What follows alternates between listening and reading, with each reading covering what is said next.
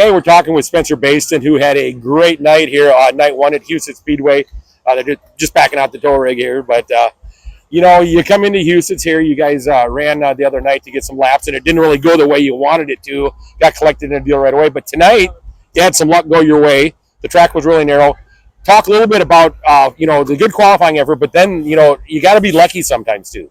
Yeah, you got to be lucky. You know, we came here on Sunday for the weekly show just to get some laps, and now we didn't finish the feature the way we wanted to. I feel like we learned a decent amount or a good amount to carry into tonight.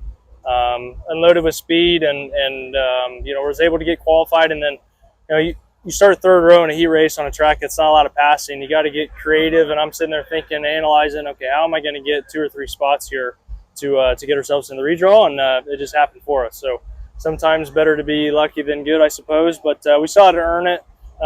Through the front row, and you know, you got a lot of hitters starting behind you, so you got to try to run away and hide. And we did that early, and that red kind of came out timely for the sake of traffic, and you know, your pace slows down so much, but you just get eaten alive on these restarts when the 57's with you. So I'll have to go back and watch to see what I need to do differently, but I don't think it's anything to hang our heads on. I think we're really strong all night.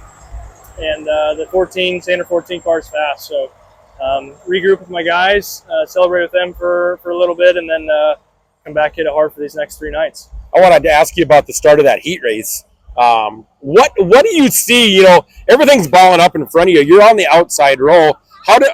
Did you see it start to happen, or does it just naturally to go in defense mode? How did you even get through that one? Yeah, I saw the road. 2 rows in front of me kind of climbed together, or someone tried to fill.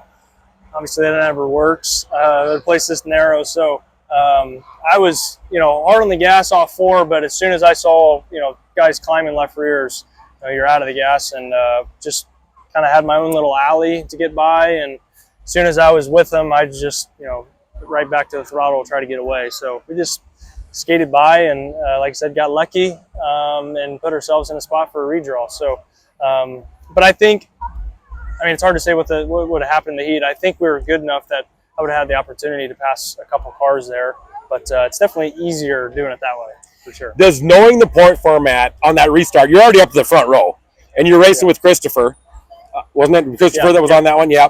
And knowing you really don't have to win that heat race to still be in a really good position.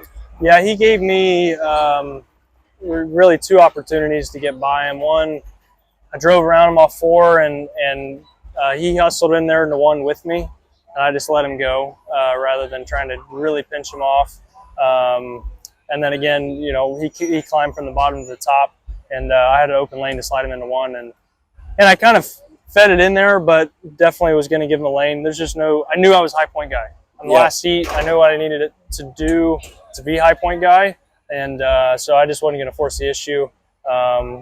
It's funny, he thanked me after, because I think he would have been midway through the B if he wouldn't have won that heat. But but it was good. We got to, you know, test out the track a little bit, see what our car was doing, and kind of get an idea for balance for the future. I want to go back to the closing laps of tonight's A main.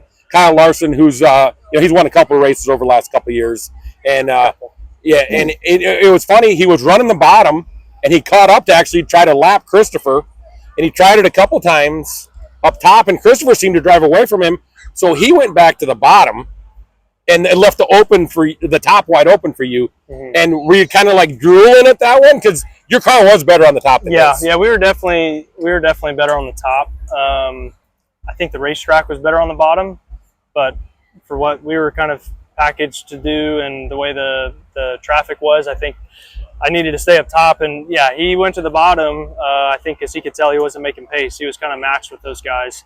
And yeah, I started drooling, but you get the traffic and the cars unload, and it was getting somewhat dirty, especially center off at 2. And it's just kind of hard to make a lot of speed. Any other circumstance, you think you'd be able to just drive right by him with clean air up there. But I was hustling, and he jumped up for a minute, and I started getting tight, and then he got back down, and it just took me a couple laps to kind of get my feet back underneath me and start making ground back up. And last question real quick. You said you got tight when you're following him on the top. Do you think him getting out of that groove we talk about the importance of clean air and dirty air. We're at this little tiny, they call it a 3/8, but it's closer to a quarter mile. Does him getting out of that lane maybe help your car get better? Oh, definitely, yeah. As soon as he went to the bottom, I was able to start building momentum again.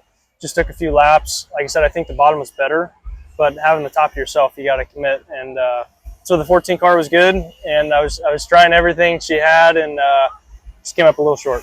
All right. Appreciate your time. Good luck tomorrow, bud. Thank you.